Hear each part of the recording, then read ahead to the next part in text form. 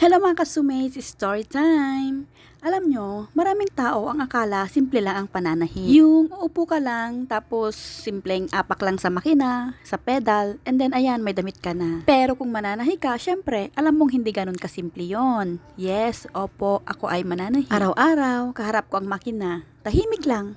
Pero, bawat tunog ng karayom ay may kwento. Hindi madali. Oo, hindi madali kasi may mga araw, may mga gabi na halos hindi ka na matutulog. Kakahabol ng deadline, yung tipong nanginginig ng kamay mo sa pagod, pero hindi ka pwedeng tumigil kasi may umaasa sa'yo. May mga pagkakataon na ibinigay mo ng lahat ng oras, pagod, effort. At may mga customer pa na hindi makontento sa gawa mo. Yung hindi nila naiisip yung effort mo. Yung sasabihin nila na, pwede pa bang i-adjust to? Pwede pa bang ulitin?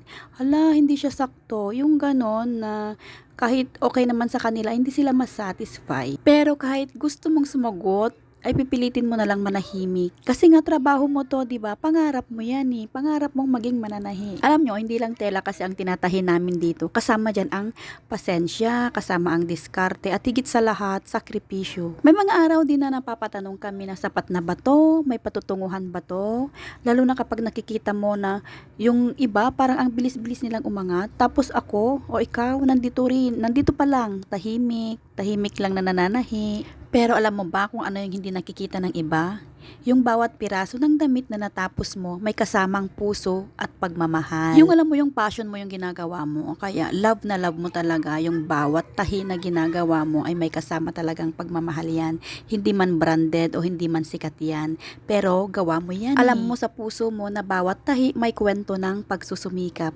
Kaya kung mananahi ka, o kahit ano bang trabaho mo, kahit ano yan, kahit ibang trabaho yan, huwag mong maliitin ang sarili mo, huwag mong maliitin ang ginagawa mo. Hindi man madali ang lahat, hindi madali ang daan, pero ang mahalaga ay tuloy-tuloy ka lang. Kasi balang araw, yung simpleng pagtatahi mo ngayon, siya ring tatahi ng pangarap mo sa buhay. At kapag dumating yung oras na yon, masasabi mo na lang sa sarili mo, hindi man naging madali ang lahat, pero kinaya ko. At isang araw, masasabi mo na lang na ito na pala yung pinaghirapan ko noon. Ito na pala yung pinapangarap ko na malayo pa, pero nakalayo ka na.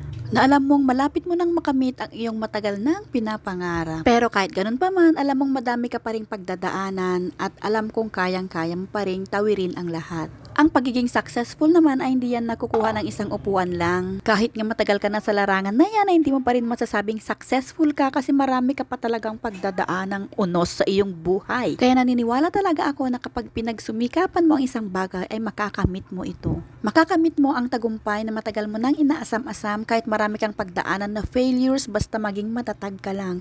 Yes, maging matatag ka lang at andyan ang kasipagan. Mapapagtagumpayan mo yan. At ganyan talaga ang buhay. Hindi madali, pero kayang-kaya natin yan.